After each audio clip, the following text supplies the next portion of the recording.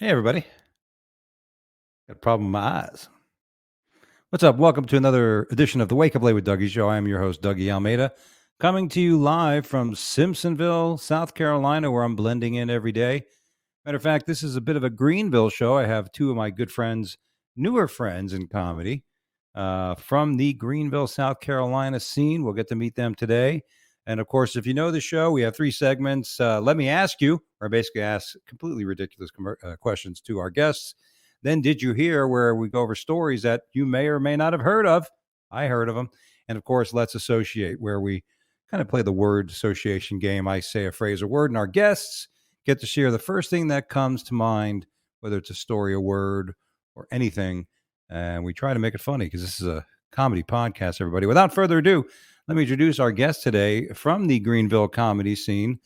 A couple gentlemen one gentleman is my regular opening act. He's very funny. Been doing comedy for years. People say, why are you letting this guy open for you? He's funny as fuck. Mr. David Zasloff and local funny man, Jacob Nolan. What's up, dudes? How's it going? There Great we to go. be here. Good to be here. Great. Somebody tell Jacob it's not good. Tell Jacob it's not a good idea to be eating on a fucking podcast. I mean, can you stop eating, you fat pig? I'm between dinners and I need a snack. Yeah. Well, Jacob's lost a lot of weight, though. You got to give him a hand. Like when I first met Jacob, he was pudgy and round. I was 212 when you met me, and I'm only 208 now. So I'm really crushing it. Well, that's not that much. I mean, still eating. It's like kilograms or whatever. It's fine. I've gone in the last 2 months, 3 months. I've gone from 270 something pounds to 244 pounds. That's a lot. That's pretty solid. Everybody notices on my videos on social media, like, wow, I can see your chin line. Yeah, the chin is nice. Yeah, right, like that. Don't have to have the camera way up here either.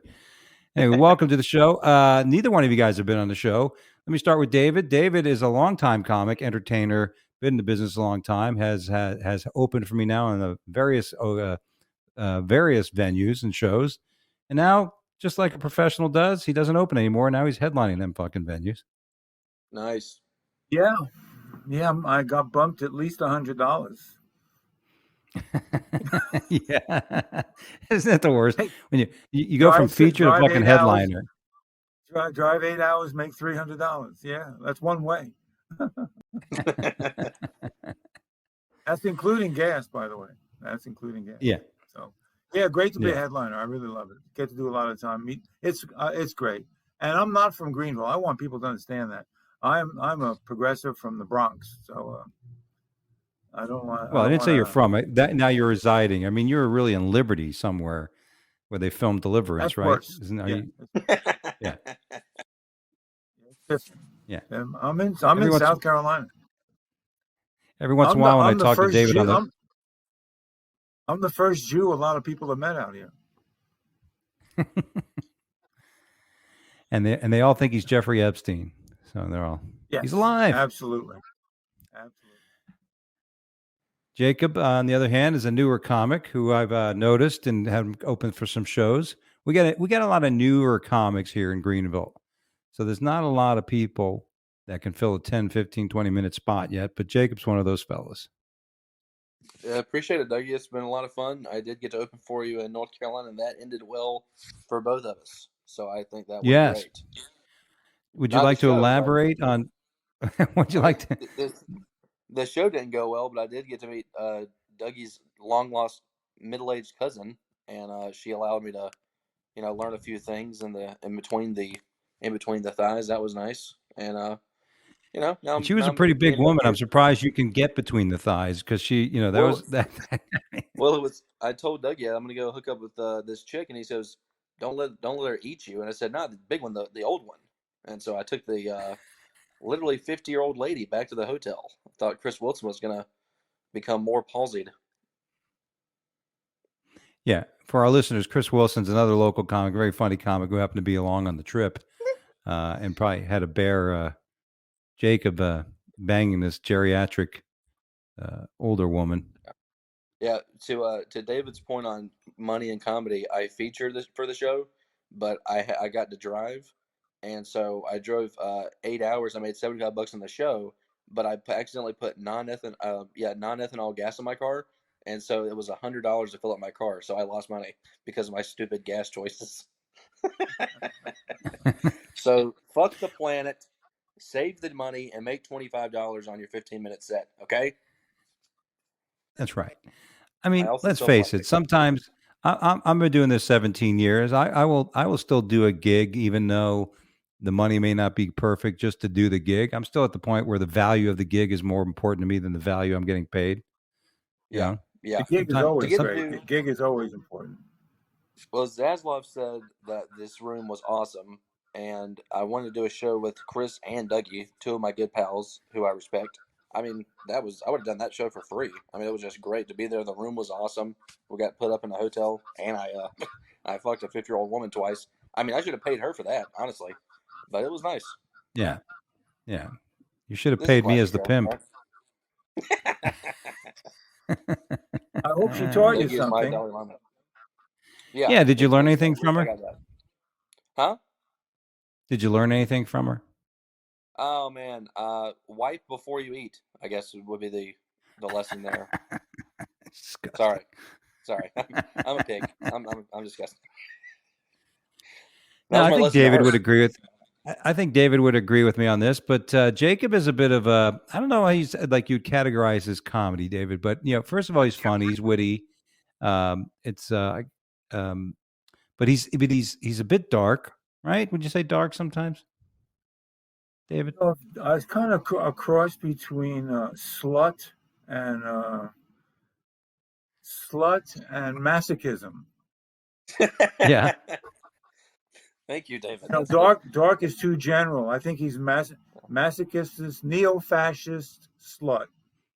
Thank you. That's probably the deepest compliment I've ever received. Thank you, David. That was so nice. Well, I had to put my brain in another universe to come up with that language. If I could have those three characteristics on my tombstone, I would be happy with that. That's pretty nice. Tell all the MCs you go to, wherever you go to, that's your intro. There we go. That's right. It beats the Carolina cunt like I've been going up on stage too. So that's much better. Yeah, where do you go from there when you're introduced as the California cunt? It's tough. Sometimes it makes the audience kind of get in the vibe like, okay, this is about to be something. And sometimes they're just kind of like, let's see what this douchebag has to offer. He's not going to make me laugh.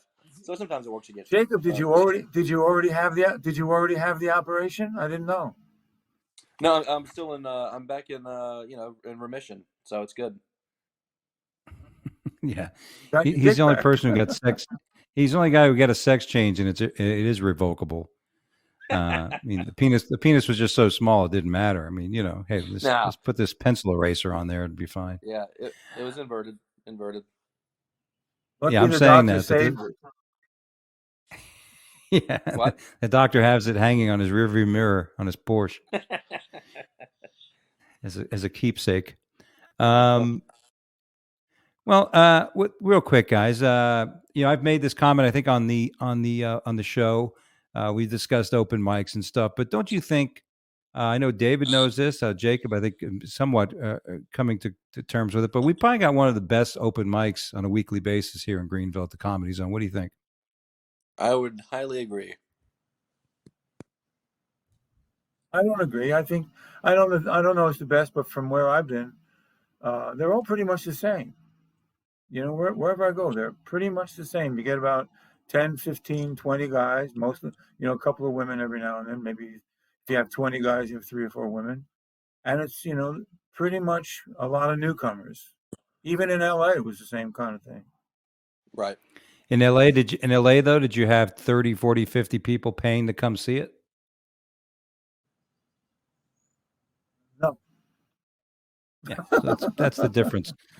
That's the difference. I just think it's great to just have the chance to get on an actual club stage every week. That's the only reason why I would say it's a great mic, just because you get to actually be in a club instead of standing on a bar floor somewhere, which is nice. Yeah. Yeah, I wasn't thinking that it wasn't great. I just thought that there's a lot of mics similar to that. Right. Sure. Maybe I've been to a lot of mics and I love it. Don't get me wrong. I love being at the Comedy Zone, so I'm not knocking that at all.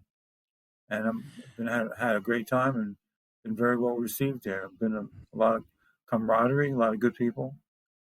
So it is great, but there's a lot of them. Look at the state. Look how many people are doing comedy. There's zillion people doing comedy in every state. Every state. Yeah. Right. It's mind-boggling. Yeah. A little too many people at times. If there's one complaint about the open mic we have, anybody want to share a complaint? Suggestion? It would be nice if if it was the Comedy Zone, it would be nice to have a shorter list.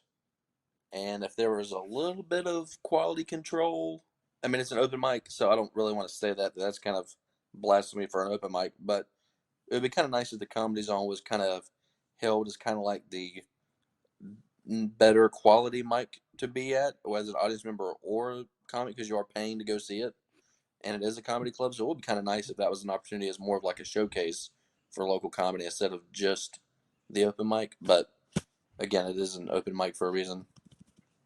Yeah. Maybe a couple of longer spots, maybe like a couple 10-minute spots. David? It's pretty much like you can't quality control it. You can get rid of people faster. If it's going really badly, you can't play music off. You can just if someone's really fucking up, that wouldn't be a bad idea. But that doesn't. I agree with that. No one's really that bad. You don't see people that bad. Every night, mediocre bad is where it's at. Right. Yeah. So right.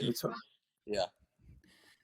I believe in the 3 to 5 minute set for an open mic. You get 3 to 5 minutes. You'll get a 1 minute light, and if you get a minute, if you get a light at 2 minutes, that means you're not doing well. You're just not. And I've made some comments to folks. There's a few no-nos to me in open mics. Number one, don't go up and do your crowd work at an open mic.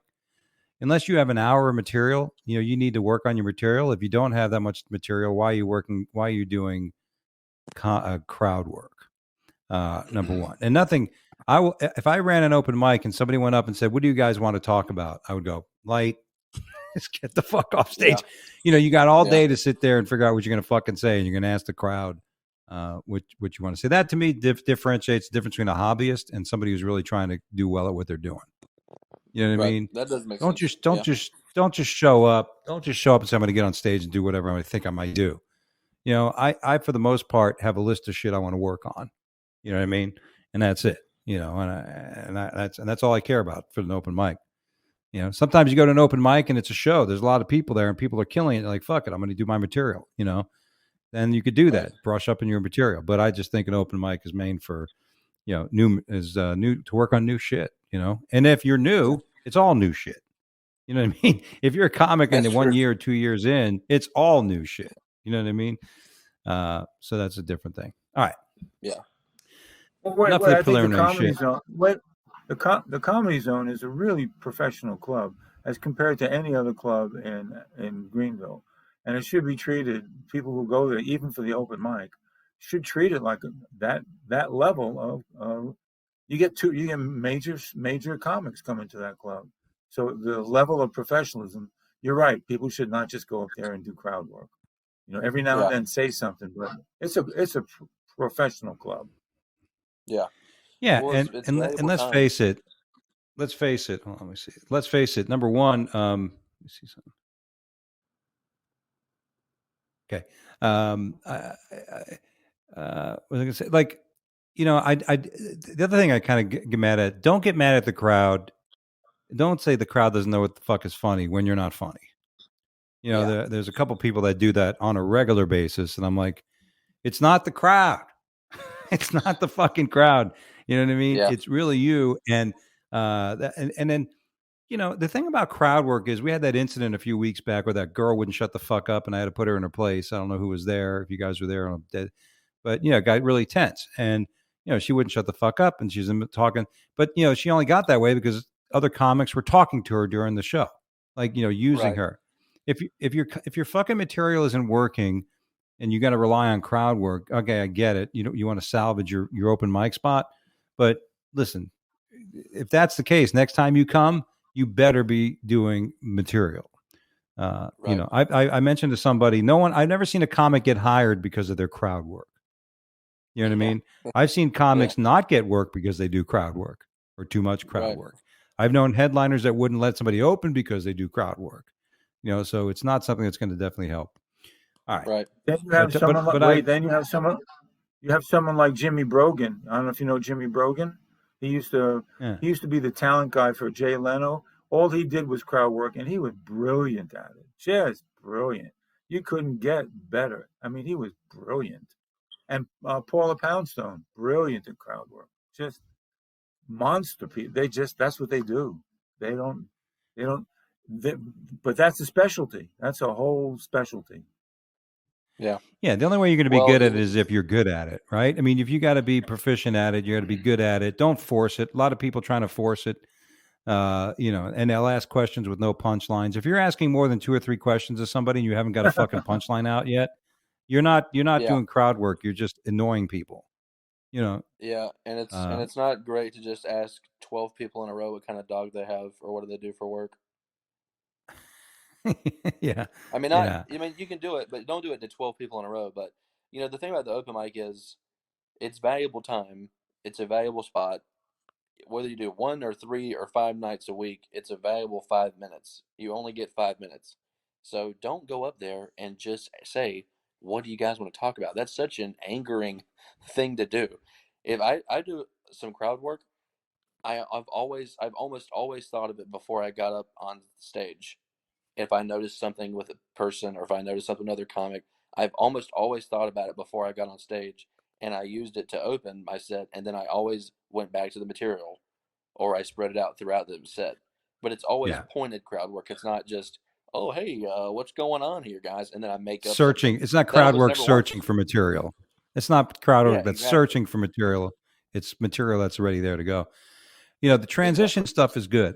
Sometimes somebody go up, and I remember George, funny guy, local older comic here in the South Carolina area. He'll go up and he does some creepy jokes. So I think one time he got up and I got off. Let's hear it for that creepy fuck. You know what I mean? Because it was just funny because he was just telling that shit. You know what I mean? And I know even David said at one time, like, hey, and then I think what happened was, then there's a few other amateur comics that tried to do it. Like one guy tried to make fun of me and it bombed. I called him out from the back of the room.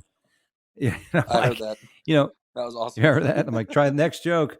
You know what I mean? I heard that. But you don't want to like rag on somebody, but if something is just, if it's funny, like you said, or you're reflecting something of the joke, like I love that when I'm in a regular show, like I'm featuring a headliner and the person up before me is killing or did something great, I'll utilize something like that. Like, wow, like I think David, does a bit about pussy, and I'll come up after him and go, boy, that guy loves pussy. You know what I mean?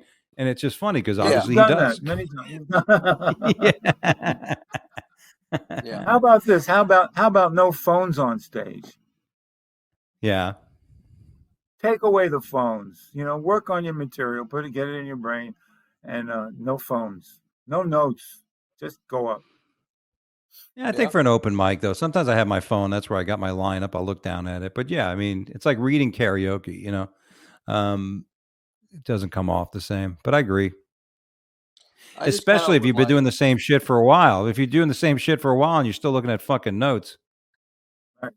Well, I would kind of like to see, and again, I don't even know if this is right or wrong, but I would kind of like to see the Comedy Zone be put slightly above the other mics in town, just because it is a club and people are specifically there only for comedy. They're not there also for coffee or another show or a bar or whatever else. They're only there to see comedy. So it would be kind of nice if they implied some of those rules, like David said, like even if it is no phones, just be like, hey, if you are going to come here, have your shit down, and you've already worked it out at coffee and radio room and maybe another mic. Now it's time to perform it. When I was doing all the other mics, I would start it on Monday, I would work it out again on Wednesday, and then I would perform it on Thursday. That's kind of my rule. And so maybe that'd be kind of a nice idea for everyone to put in their head, like, hey, the Comedy Zone is where we need to have it down at, because people are paying to come see it. That's not a bad way I to think look that's at great. That is great because bottom line is the Comedy Zone's looking for hosts. You know, they don't have a good selection of hosts. They want to use local talent. You know, Yep. Exactly. and it's gotten down to the point, like I think David had some things come up, but was going to host all this month. I'm hosting pretty much all of May. You know what I mean? Because I want to be in town. Yeah. But you know what I mean. So it's nice. So to have, but that's the opportunity. And then if you practice like that, like David said, if you go on stage and you're constantly practicing with your notes on stage, it's 5 minutes. You know, there's an old saying: if you can't remember 5 minutes, it's not funny enough to remember. It's probably not funny enough to tell. That's the thing. That's something somebody said one time. That went about That's a comic who always advice. went up with his notes. You know, Yeah. and I agree with that. Good advice. All right, let's jump into. You should go ahead, buddy. I was just gonna say you shouldn't have notes on stage if the comics that know you are reciting your set while you're on there. We've seen that a couple of times. There's something else that's pretty deep. That's pretty deep. But when you have your notes, you're not really able to access your soul, and it's your soul that's funny.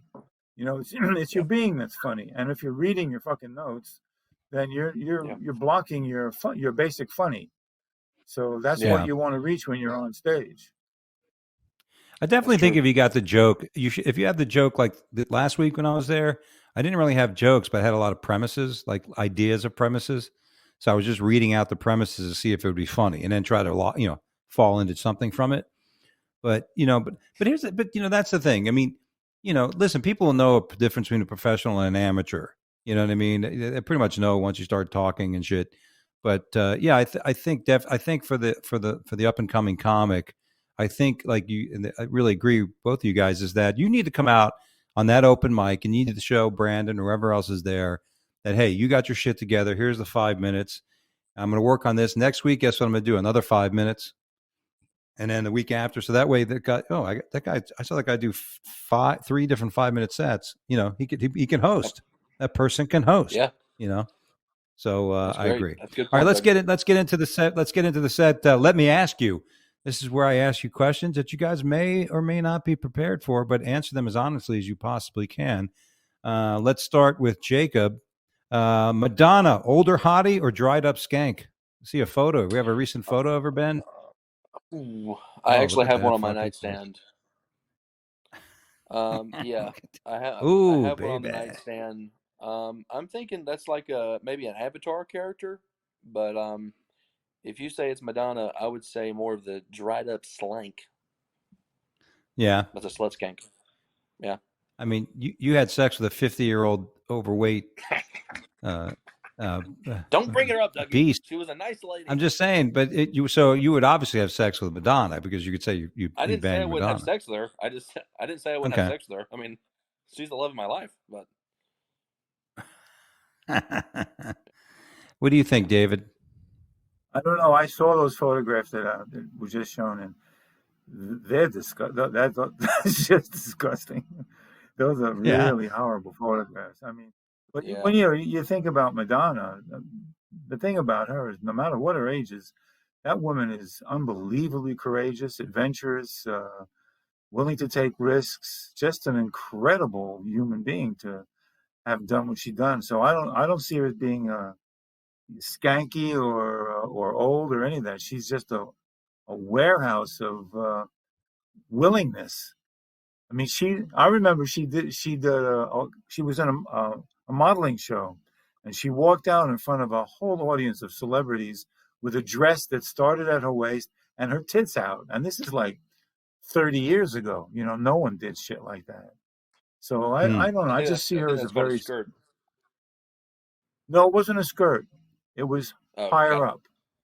Yeah, nice. You know, I don't know really how to describe it. But the point was her tits were out, and it was shocking and incredible. And so I got to give her a lot of credit. I've never been in a room with her. I have no idea what it would feel like, but I'm sure it's incredible. Well, I agree with you on that. She was an icon in the 80s. You know, she had her own style. She was the sexual aspect of it. But now she's old, and now she's telling people that people are intimidated by her power and her things. And, God bless anybody. Vanity is a hard sin to overcome. And if you were, if you were beautiful, and all that kind of stuff when you were younger, and those looks start to fade, that could be a tough thing to deal with. You know what I mean? Yeah, pictures are definitely horrible. will. I don't know why Pictures she are did that pose. yeah.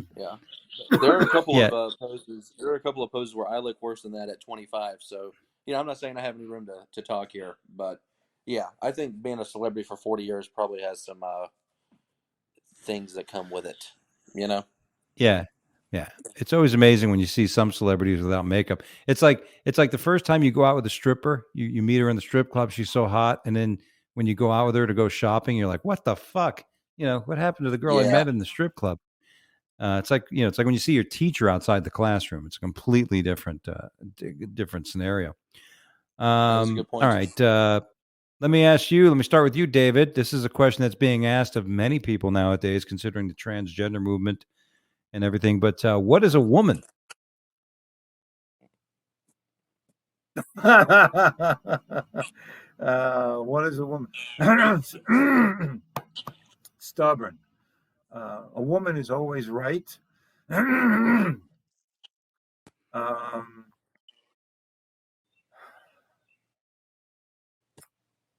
Today a woman is whatever you think you are. It seems to be what's happening. You have these transgender people, and guys who have dicks and think they're women. And I've always said, a lot of these guys with dicks are trying to play sports, and I always thought if you don't have the balls to cut off your balls, you got to play ball with the rest of the dicks. Right. Good point. Yeah. It's good wordsmith. What is a woman? A woman is many things. A woman is a sexual object. A woman is a mother. A woman is nurturing. Women are hostile. Women are killers. There's nothing a woman isn't, and they're all trying to get back at men for being subjugated for so long. That's the thing that I get. Women are being almost like men were years ago, and if they're trying to attain power, and in doing so, they're going pretty far. And a lot of men are letting them have power over them. So I don't know. And on the other side, women are fucking phenomenal, just absolutely phenomenal. If they just stick to being women. Yeah. If they try to be more than what they are, then it's a pain in the ass. Jacob? Boy, David is really beating me in every aspect of this interview, but I'm going to say a woman is tough. I would like to say that it's, personally, I didn't know there was a difference between gender and sex until like 3 months ago. So I'm a little out of the loop on this situation. And I have no authority to speak on it. But, I kind of thought there were the guys and the gals, but the truth is, whether I believe you or not, if that makes you feel better and live your life, I'm not gonna. I mean, it's no reason for me to tell you that you're a piece of shit that's trying to rape my kids that I don't have or something. But as far as gender go, I always thought there was two. But if it makes you feel better and it makes you not want to kill yourself, calling yourself a woman, I mean, I'd rather you not kill yourself. So, I mean, I really don't know. That's not a great answer, but it's a very terrifying question, to be honest with you. Yeah. Not terrifying as in someone's going to get mad at me, but it's terrifying because it's so simple, but it's so complicated now because we made it complicated, I guess. Yeah, because people are too scared to offend. To me, a woman is an adult female. That's the answer that seems to be circulating now as the simplest and the most accurate. But now, if there's a guy who thinks he's a woman, if I'm standing in front of that person, they go, "I'm a ma'am." I'm like, okay, you know what I mean. But I am of the ilk whereas I'm going to trust my eyes, I'm going to trust my instinct, and if somebody says to me, like, okay, ma'am, I'll say ma'am. But if they say, is this a woman? I'm going to go, no, it's not a woman. Well, how dare you? Like, it's not a fucking woman. Okay. It may be a guy who thinks they're a woman or associates. I get it. I God bless them. I understand. I wish them all the luck in the world. But if you're going to ask me, it's a fucking guy, and that's just, don't tell me to think any way else. You know what I mean? I don't give a shit. And this is the aspect of what we're doing. Kind of gets into the next question. Have you guys quit drinking Bud Light and stopped wearing Nike sports bras because the company's decided to use a transgender woman, Dylan Mulvaney? Wow, There pretty she woman. is. David's the beer drinker. Yeah, look at that. This person has done a lot of work. That's a very expensive woman. Yeah. Hey, it costs a lot of money to make that change. You got to be very dedicated, and in some ways very courageous to be able to. I went to transgender meetings 50 years ago.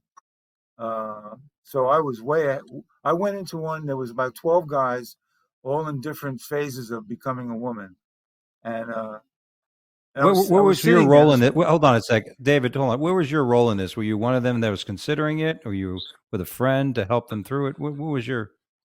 No, I just wanted to see what the hell it was about. I had no idea, and I saw an ad. I was in Seattle. I saw an ad in the paper for a transgender counseling session, and I went because I'm curious. And this guy came in. He was really happy. He stands in front of the room, and he lifts up his skirt, and he says, "I'm so happy. My penis is nearly gone." Oh, right. And my thought was, "Oh, I'm in the wrong room." But I'm not gonna let go of my dick. But it was a phenomenal thing to meet these guys who were becoming women and what they had. I met a black guy in the room who was trying to turn himself into a blonde white woman on a low budget. Wow. And it was very incredible and super sweet. You don't get any sweeter than these guys. These guys were so sweet, so nice, and trying to be so feminine. And it's such a difficult journey to take that journey. And it's getting worse for them right now politically. It's just really worse. Yeah. So I'm just from a little teeny town in South Carolina. So you can imagine my traditional beliefs and how I was raised and everything else. And I'm not mad about that at all. I still believe most of it. But the one thing that has changed is moving to the big city of Greenville is seeing that I just love people. Whether you're different than me, a different color than me, a different religion than me, I just love people. And when you get to talking to these people as in different colored people, different religious people, different gender people, we're all just people. And we deal with the same insecurities and same bullshit. Some of us a little different than others, obviously. And I know one transgender person that I'm friends with, and she's wonderful. And if that makes her happy, I'm not gonna say, hey, you're not this. I'm going to tell you what you're not and what you are. Whether I believe it or not believe it, I'm not going to go screaming at her face and not be her friend because she's a great person, and so I'm more than happy to kind of switch up that. But that's just because I love people, and I'm not going to change that just because I may or may not agree with you on something. So now, do I think they should do it to 4-year-olds without them telling their parents something? I don't think that at all. But if you're an adult and you're 27 and you've done through this, I mean, listen, I'm more than happy for you. You know what's better for you than what I know is for you. So I mean, I'm just trying to be accepting of that. Yeah, listen. It's a mental disorder. I believe God doesn't make mistakes. I think Dave would probably disagree with that. But I don't think God makes mistakes. I just think we're all put under the grace and have to figure it out. And we do have a transgender woman, right, in the comedy scene in South Carolina. But she's great. But she's not the kind of person who gets mad. Very fun loving. Doesn't give a shit about your opinion. That's the beauty of it. It's like one of the things I always respected of my gay friends. They didn't give a fuck. They didn't give a shit how you felt about them. They didn't make you. They weren't upset if you didn't. You know what I mean? They lived their life. They didn't give a shit. And that was always the thing I was admiring. Like, wow, it's got to be tough. And I admire your bravery and all that great shit. But it's like people cross the line. They cross the line when they expect you to look at it exactly the way they want you to look at it. Like, look, I get it. I applaud your cause. Like you said, the problem that the transgender community is having now is because the indoctrination of children. there's discussions of, whether you let a 10-year-old make such a decision. It's very, I know I talked to a lot of attorneys, and there's a huge amount of attorneys that are preparing for the malpractice cases that are going to come out in the next, several years, for the doctors that go through this. And there's all kinds of disclaimers these doctors have to go through, but I don't give a shit. This is where the disclaimer holds no water. And then, because you could sue the parents, the parents can then turn around and say, hey, you're the doctor. You're supposed to tell me what's right. Do no harm. Parent can be, I just want to help my kid. So it's going to be interesting what we're going to probably see with the whole thing. But it's unfortunate because, if an adult wants to do it, the adult can do whatever the hell they want to do.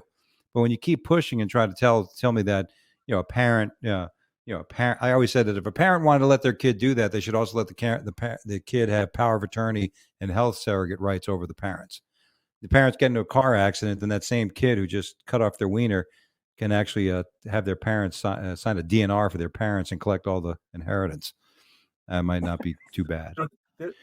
There's another thing that we're all born with male and female. We know this. I mean, this is nothing new. But I have a deep feminine side. There's no doubt about that. And it's just a term for being sensitive.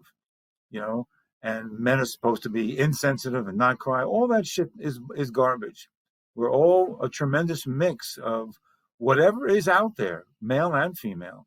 And I do know that all the shamans, all the healers, and all the medicine men in primitive tribes were bisexual, were not transgender, because there weren't the tools to make the change back then. But the ability to switch back and forth between male and female senses is phenomenal.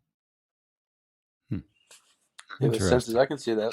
I can see what you mean by the senses, and especially shamans or healers being in different feminine side versus male side. One thing is that I'll never say what someone else feels, because I've never felt that. And so I really hate to put myself in a position to say something that I've never felt before. Whether I think it's right or not, I'm also saying it from my perspective. And that could be limiting, And I don't want for kids to be able to make lifelong decisions when they're 5 or 6 or 7. But I don't know if you can ever be right, because at the same time, if they do know what they're talking about and they're 6 or 7 or 8, then you held them back for 15 years. And so there's no right or wrong. And the safe bet is to say, hey, you're not doing anything till you're an adult. I get why that's the safe bet, but I'm just saying the other side of that is, oh, hey, I was gay my whole life when I was 10, but I can tell him when I was 33 when my dad died. It's kind of like a similar side of that, And so I'm not saying I agree with that at all, but there is a couple. But at least the right answer. But at least with the gay thing, I mean, I grew up in an age where there was guys we knew were gay, but they didn't tell anybody that, but we knew. You just knew, and it wasn't a big deal, and it's a struggle. It's I feel for anybody who has to deal with that, it's bad enough trying to get through life as it is without knowing who you are, what you know what I mean, feeling uncomfortable. I can only imagine.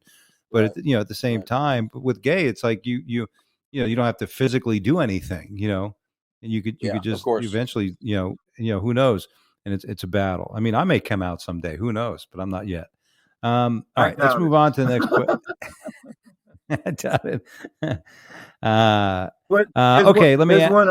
Wait, Dougie. There's one other thing. The one thing that I really had a hard time with that really tall guy who turned himself into a woman, and he's a swimmer, and he won the race. And you see him; he's just towering over these shorter girls. And of course he won. Yeah, that was terrible. It's just, there's something that's just not fair about that. I don't know. Yeah. Hey, by the way, Ben, what happened? What happened? I don't see Jacob. What happened? That's my fault. My phone's on 5%. He blacked out. Get a phone charger. Yeah, he passed out because he saw a picture of that 50-year-old girl he banged. I was hiding my pussy. Fucking guy. Oh my God, this guy. All right, we'll carry on until he gets back on, David. But yeah, you're right. The problem with that, I have a simple solution for that, because there's so many trans athletes more and more nowadays. There should be an open category, male, female, an open category. You know, if you want to compete with, I think the transgender people should have their own Olympics. Period. Well, that's until there's enough of them. You know, there might not be. Until there's enough of them, they may not have. That's why I'm thinking an open category. You know, if you have an open category, you know, you could say, you know, you're a man, a transgender woman, then it's an open category. You know, you could compete with men, women, whoever wants to be in the open category. You know, I think they deserve their own Olympics. There's a Special Olympics for people who have those needs. That's a good point. And I think there should be transgender You know, if a person changes their plumbing, then you should change the plumbing in the school. You know, it's like they should have their own bathroom. It's going to cost a lot of money, but give them their own bathroom. You know, I wouldn't want to be a girl in school and have some guy who turned himself into a girl and come I wouldn't want that. Give them their own bathroom. We got the money. Just print it up. Just direct deposit it somewhere. Yeah, there you go. Solution. And here's the thing: not only schools, right? There was a famous rape case in Virginia that they didn't tell people about, and the school hid it because of the narrative behind it. But this kid raped this girl because he identified as a woman, but he raped a girl, and he got moved out of another school where he did the same thing. And then the school tried to protect the child and all kinds of shit. And now you're having that problem in prisons. There's sex offenders, male sex offenders, that are going, yeah, you know what, I'm a woman, and they want to move to a woman's prison. So they're actually being moved to fucking women's prisons. Yeah. You know, so that's where it gets a bit ridiculous. And I don't know what happened to Jacob, but we hope he comes back and see what happens. All right, let me ask you, David, what is your best vertical leap? You ever been a high jumper? Have you ever been able to? Would you ever measure? You mean an actual vertical leap? Are you actually talking not emotional, physical? Yeah, vertical leap, physical vertical leap. I guess it would happen when I was on skis. You know, I hadn't thought about it that way, but I'm big into skiing, and I loved. I don't know. I guess maybe 16 feet, something like that. Oh, well, that's not a leap. Well, that's going down. That's a jump. That's yeah. There he is. Yo. Welcome back. So David, you like that's skiing. That's when you're flying. You fly off a fucking ski lift or fucking lift. Yeah. But I mean, like jump. Like if you had to jump onto a curb or you had to jump onto a box or. Oh, what's the highest I could jump? Yeah. You know, white men don't jump. I would say, I don't know, like 2 feet. I guess I'm looking at my. I would have to run to my desk. That's 3 feet. I could jump that high, but that's a leap. Yeah, that's not. Well, that's a running leap. Vertical jump means you from a standstill position. But that's pretty good. Like, listen, honestly, with my current state, I could barely jump onto a magazine on the floor. Right. I have the vertical leap of a magazine. Jacob, what's your vertical leap? What's your how high you think you can jump? I would like to say in high school I could grab rim on the basketball goal, but that was high school. Right now I'm gonna say 3 feet. I can do 3 feet. Well, you could really because you're only what? How tall are you? 5'10"? 5'10", yeah. And you could jump and grab. 3 feet. Well, you said 2 feet, David. You're 40 years older than me. I figured I could do 3 feet. I figured I could beat you by. No, I'm rethinking it. I'm thinking more like 5 inches, 6 inches. Okay, all right. Well, from a standstill, Jacob. From a standstill, you got to be in a standstill and you jump. But you're bending your knees, right? I mean, you're picking your legs up all the way. A vertical leap means you're from a standstill. You maybe take a step, but you basically jump up. All right, I'll say.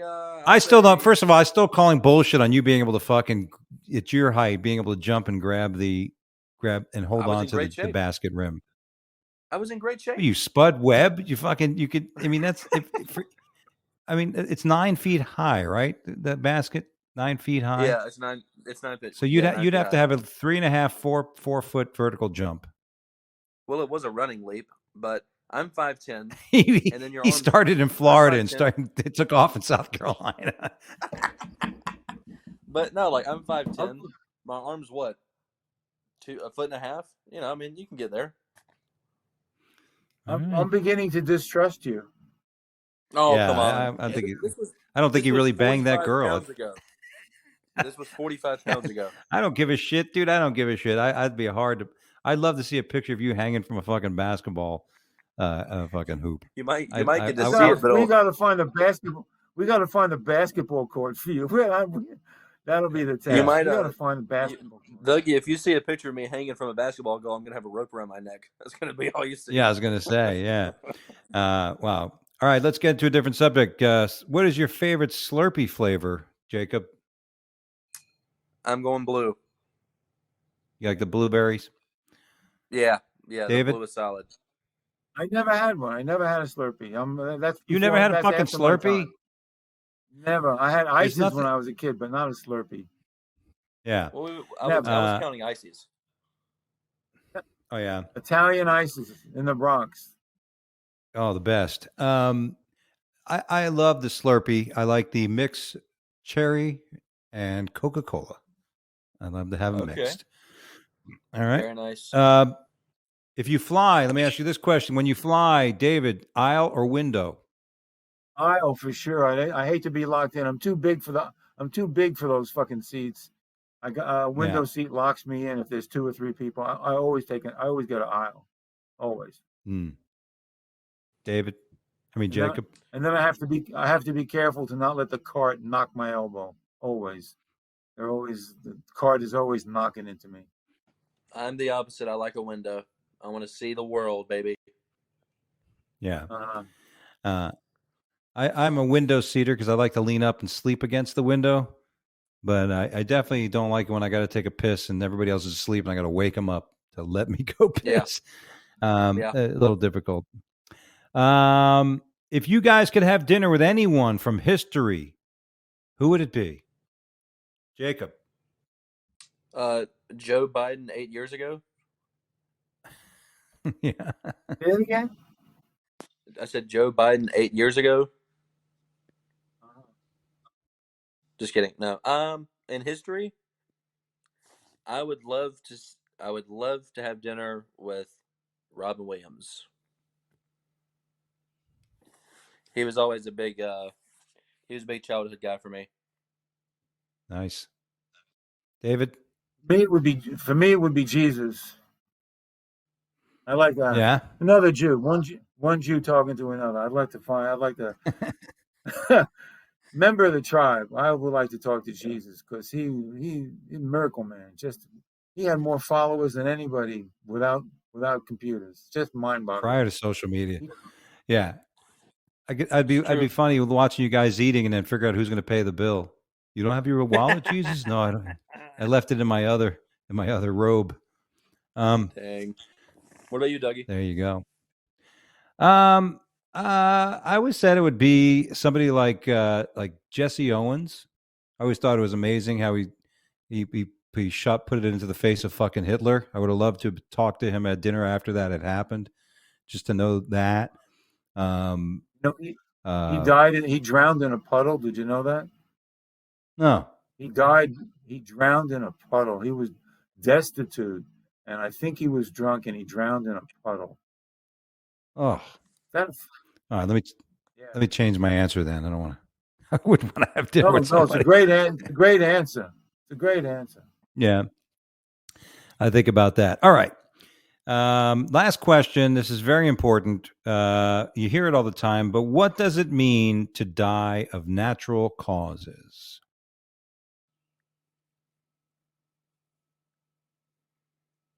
Your immune system and your cells are just exhausted. I mean, your immune system has, it's put up with whatever you've done to it. Whoops. Everybody disappeared. Yeah, there's a screen going. Oh, now you're back. It says it's not a medical term. Your cells and your immune system have just, had enough. There's only so much they can put up with, and then the microbe and the other viruses take over. and you die of natural causes, being eaten by other viruses or microbes. Dr. Jacob, what do you think? I mean, you could naturally die from a shotgun wound to the forehead. That would be you would die pretty naturally from that. But I don't know. I just always assumed natural cause was old age, and you eventually just wear out. I mean, kind of like David's answer, you just wear out. Well, technically, it means when you die when there's no illness or accident. In other words, you That makes just sense. for something happened. Just basically, there's no reason for it. You didn't die of cancer or illness or choking, or you basically just died. There was no action or thing that occurred. And there was no illness. It just happened. Interesting. You mean, You always hear it. But you mean like the people that die from COVID? yeah, those people, like the people who they had COVID, but they had a heart attack. They had a heart attack, and they still put it down as a COVID death. Yeah, you know what I'm talking about. Don't hate me, David. All right. I'm kidding. It's a comedy show. All right, let's get through the show. Okay, this is our subject. Did you hear? These are funny stories. I'm going to go through the headlines. Unfortunately, Jacob, because he's sitting in for Brandon, who didn't make it today, didn't have much chance to read and go over the stories. David did, of course. But let's get through it. No true words. Mississippi police appalled arrest woman accused of filming disgusting sexual acts with dogs. One of them was a German Shepherd. Don't get upset, David. But I mean, the old question comes: did you ever put peanut butter on your dick, and let a dog lick it? I mean, there's a lot of people that wouldn't want to admit that, but a lot of people have done that. But to actually have sex with a dog, anybody in your past? The important thing here is, was it consensual? Yeah, bark once for yes, bark two for no. I think, she was not. I read the article. She was 19 years old, and I think she was just practicing. I think she was just practicing.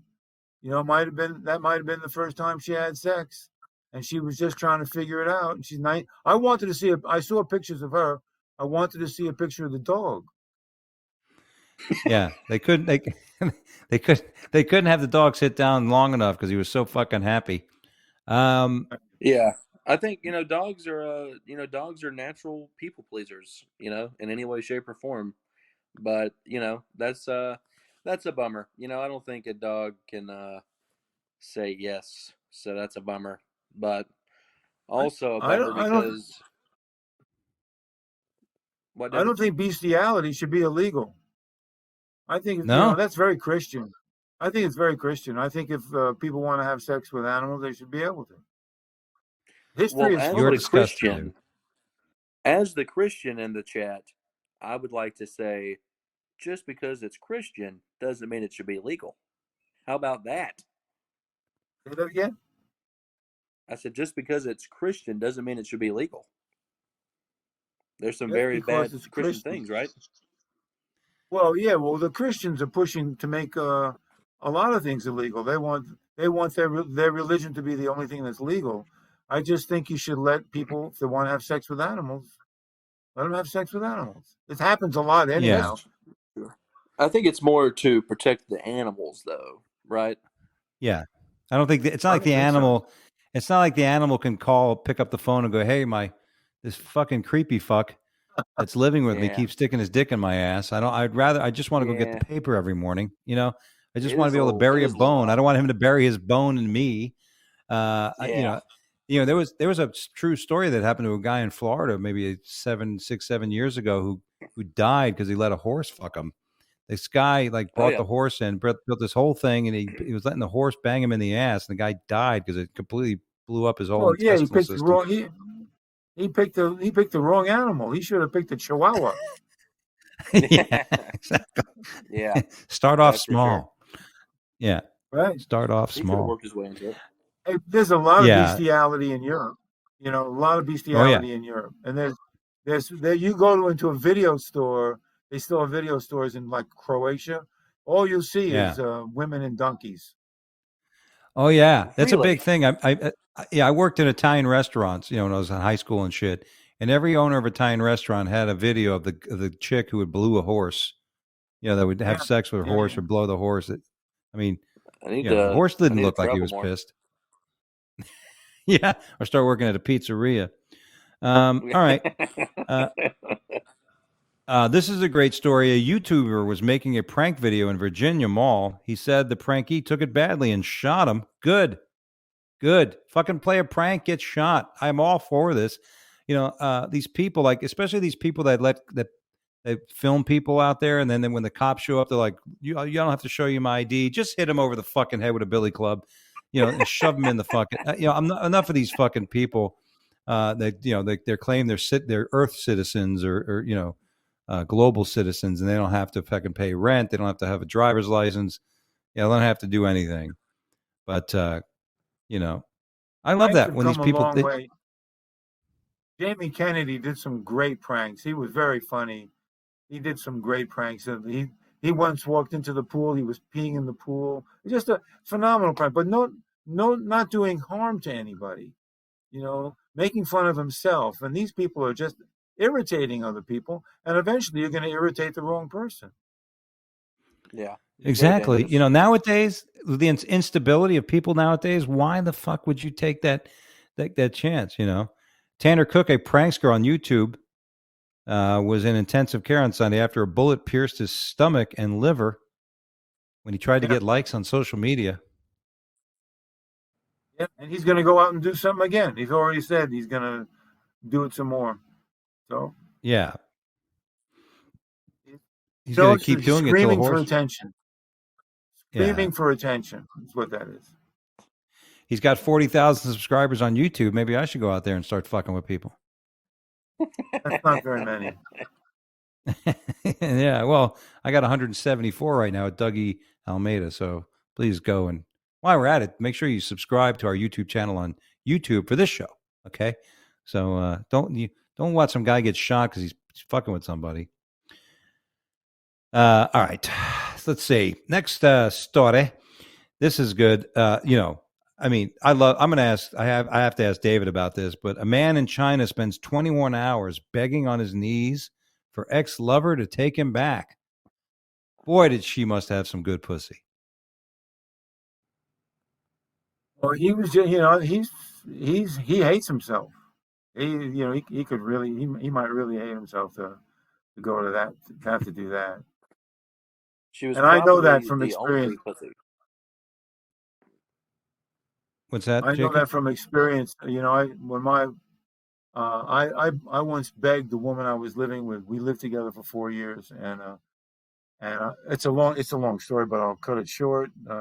She decided to leave, and I went on a 3-day sales pitch to get married, and we got married. And after she finally said yes, after living together for 4 or 5 years, the marriage lasted about 6 months. Oof. So, and I was begging her. I was begging. I did not want to be. If you had to narrow it down to one reason, what do you think was?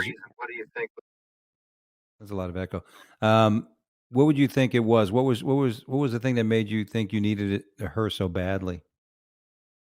I thought that when you got married, you stayed together forever. When we got married, she demanded to rewrite the will, the vows, and she took out the "till death do us part." Yeah. And I didn't care. I didn't care because we were getting married that day. So take that part out. I didn't care about it. And yeah. But what's that old? No, what's that? What's that old joke? Your guys at the wedding. The priest says, "Do you take this woman for sickness and in health, for better, for worse, for till death do you part?" And the guy goes, "Yeah, what's your report?" And the guy says, "Yes, no, yes, no, yes, no."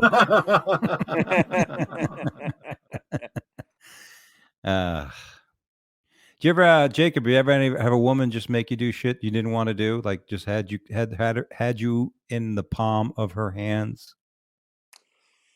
Ooh, I would say every woman I've ever met.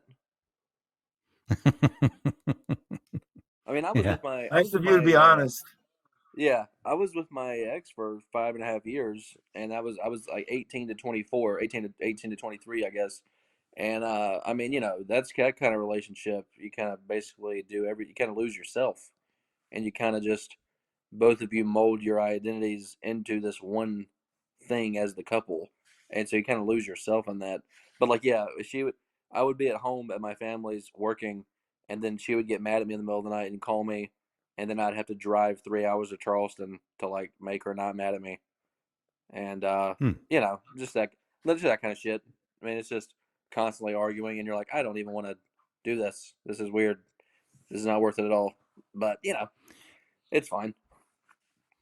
I'm It's in this funny house sometimes because when of your her. relationship. Yeah, that's right. I remember you told me. So that's funny when you have relationships like that. You think you never live without them, and then after a while, you realize, "Fuck, what was I doing with that person?" It's amazing Oh, so how time so I have apart. my two good buddies have been in relationships for like right around several months and a year for both of them, pretty much, and they're always fighting, they're always bickering, and I go, I'm so glad when I get off the phone, I'm not going to be sad anymore because this isn't my situation. I'm just Yeah, going to go back to jerking off and playing golf. That's what I'm doing. So two of men's favorite things to do. yeah, Our usually next at the same story, time. Dalai Lama apologizes for asking a boy to suck his tongue. I don't know if you saw this video. Odd moment, the Dalai Lama is saying, "Suck my tongue," and the boy's like, "What the fuck is going on?" Um, you watch the video though, it's kind of like the Dalai Lama being playful a little bit. He didn't say "suck my dick." He just said "suck my tongue." I mean, Yeah. I mean, how You sexual can read the sucking a tongue be?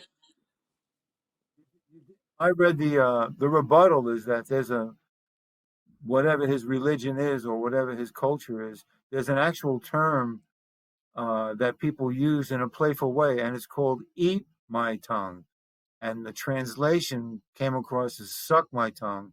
So I believe that Dolly was absolutely totally innocent in his approach to this kid. He did not mean anything sexual or negative or anything like that. But I did write a joke, and the joke was of course, there's the word dalliance, which is sexual frivolity. So instead of being called the Dalai Lama, he should be called the Dalliance Lama. Very nice. Get in line to suck my tongue. Ah, beautiful. Our next story, a Canadian woman has 1 month to get rid of more than 130,000 chocolate bars that somehow she overordered during the pandemic. I guess it all came in once. She ordered a lifetime subscription. They sent it all in once, it seems. Now I'm on a weight loss thing. I haven't eaten chocolate. I'm away from it, but I forget the story is kind of stupid. What's your favorite chocolate bar, Jacob? Ooh, Hershey's with almonds. Yeah, good one. Yeah. David? Any kind of chocolate. But Any I kind of can't eat chocolate? chocolate. I don't eat. Yeah, I don't eat chocolate anymore because it's sugar, and sugar is not good for me. It's not diabetic. Yeah. It just makes me nasty. Yeah. And, I'll tell you right now, sugar is the killer. That's why I'm losing weight. I stopped taking all kinds of sweets. But when I can eat, one of my favorite chocolate bars is a Reese's right out of the refrigerator. And our last story, a Canadian woman has 1 month to get rid. Oh, I already did that. Well, I'm sorry about that. This is great. When things are bad, when you do Harry Carry together, a couple reportedly beheaded themselves in a sacrifice with homemade guillotine. Nice. Well-crafted guillotine at a couple's house in India. You put your head in there. I put my head in there. I pull the string. The chops our head off, and our head rolls into the fire. Goodbye, world. Question is, That are we seems going to like see an more odd of this? plan. Yeah, are we going to see more I of hope this not. kind of shit as the world gets crazier? I hope not.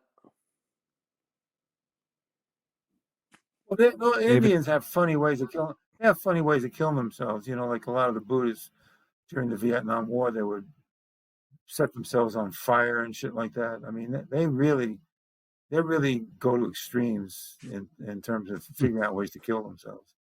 Chopping your Wow. head off. I hope the blade was sharp. That's all. Oh, nothing worse than a dull blade and a beheading. You gotta wait know? for someone to walk by. Hey, pal, can you pull this thing up again and let it fall down? Yeah. Well, that was the one. I think the real horrible thing was back when the English Al Qaeda guy he cut the journalist's head off on a live video back. Wasn't Talking that about 70. Daniel something? Yeah. And they just show the guy like Kubanagi fucking or cutting through his neck. I mean, it wasn't like a slice. Yeah. You know, if you have a nice blade and you cut right through it, you don't feel shit. But if you got using a fucking butter knife, that's a big question. That was Daniel Pearl. Yeah. Yeah, another Daniel Pearl. And he was Jewish. So he was Jewish. Huh. Well, wonder if that has anything to do with it, but he should be used to it. You know, had his dick cut off. He got circumcised, so a little different. Yeah. I don't know. All right, it's time for Let's Associate, everybody. I'm going to give you a word or phrase. You tell me the first story thing that comes to mind. You guys ready? I'll start first with Jacob, and then we'll alter every other word. You each once Jacob is done, David, you tell me. Our first word or expression is new material. Awful. Yeah. Exciting. What is it? Exciting, right? Nothing better when new material hits and it fucking.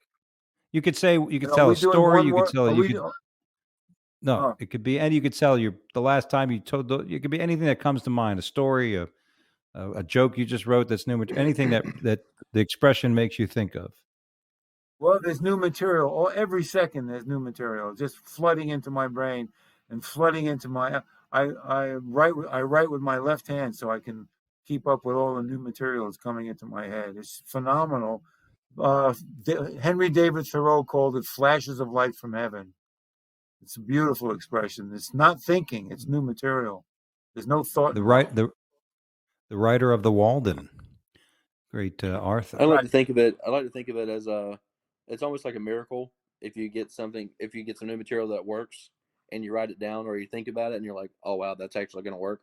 That's pretty much a miracle as far as my head goes, because as a new guy, your brain may or may not constantly be able to shape thought into jokes. And so when you finally do, after the 150 things you've thought about, you're like, wow, that is so nice. I'm so happy that happened, because if I could just keep doing that would be great. All right, our next expression, David, road trip.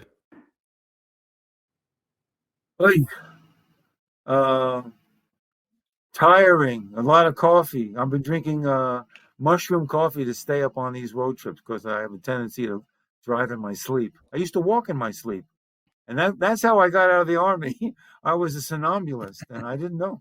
They didn't want people walking in their sleep in the Army with a gun. So I'm on these road trips. I love road trips. I love talking to myself. I love going over my material in the car. I'm really crazy about road trips. So I'm going to take another one this Saturday. That's a long drive to Florida. Yeah, the Fort Walton gig. Jacob? Fayetteville, North Carolina. The one road trip, and it was fun. Yeah, I tell you, I love them because like you, I think in motion I'm more creative. So when I'm on the road driving, like some people say, "How can you drive 10 hours?" I'm like, when I'm driving, David's driven with me. Number one, he complains about how fast I drive. Number one, but I'm when my mind is preoccupied with everything else on the road, my creative mind just has time to really relax and start thinking of shit. So I enjoy it. Yeah, I don't. Hey, Dougie, I don't mind the speed. It's when you take your hands off the wheels. That's what I mind. well, I got a car with driver assist. I got that bowl hit feature. I press two buttons. Yeah. It controls the speed of my steering just long enough for me to pack a bowl. New expression. Let's start with Jacob. Deal breaker. Ooh.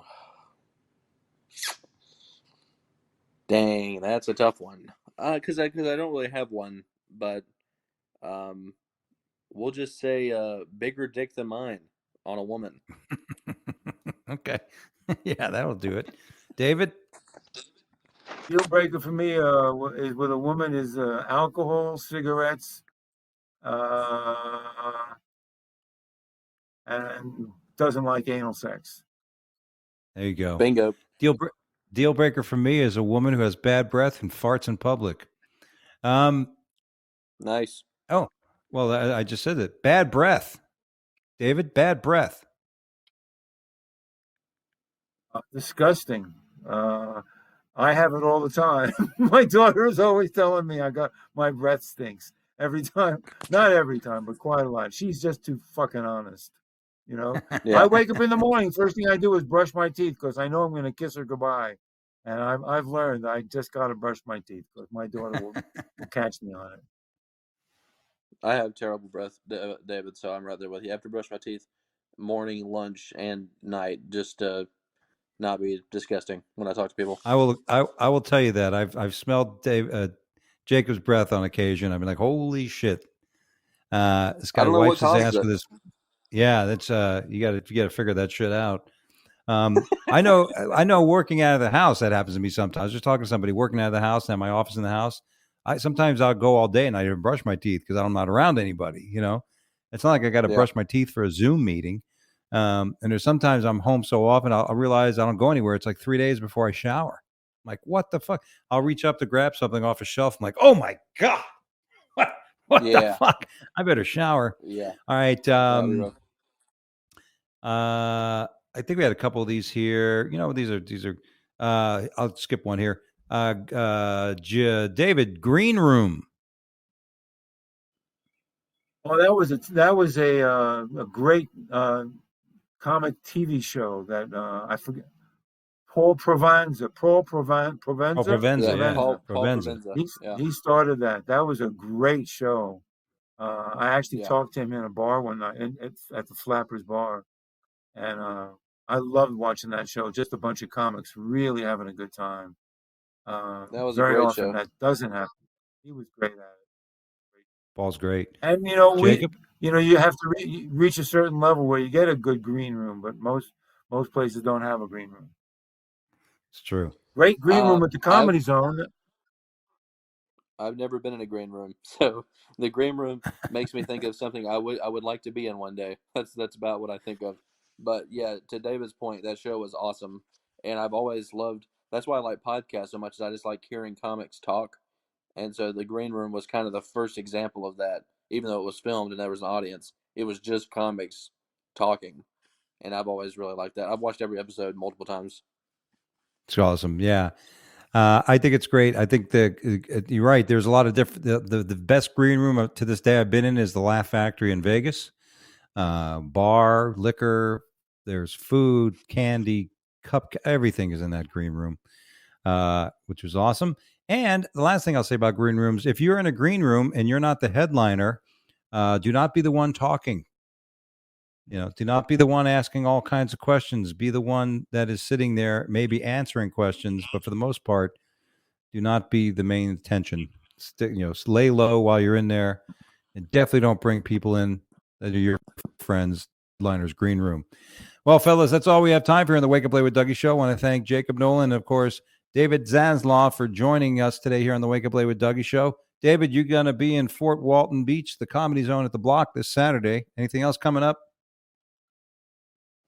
No, that's the most important thing right now. It's what I'm focusing. Right now. I'm really busy finishing up writing my autobiography.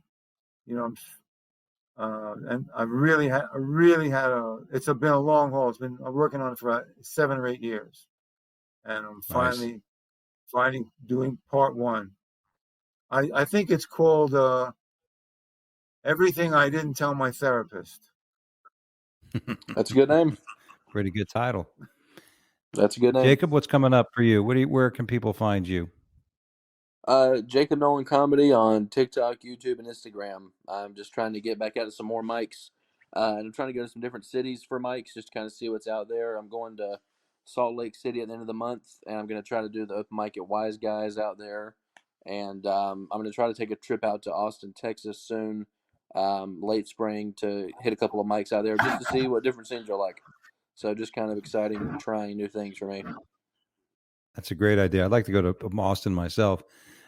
This Friday night, I'm going to be at the Punchline in Atlanta competing in the World Series of Comedy, 8 o'clock show. So if you happen to be in the Buckhead area in Atlanta, the Punchline, I'll be there. Come on out, 8 o'clock. Tell them you're there to see me and cheer me on and boo everybody else. That being said, everybody, thank you for joining us today. Don't forget to subscribe to our YouTube channel on YouTube, Wake Up Late with Dougie Show. And, of course, our fan page on Facebook, Wake Up Late with Dougie Show, and on Twitter at Wake Up Dougie. Aside from that, we'll have a show next week. I plan on being home here in Simpsonville for the next several weeks, taking care of business. And so we got some great guests coming up, more shows. Stay tuned for more right here at this same spot. God bless.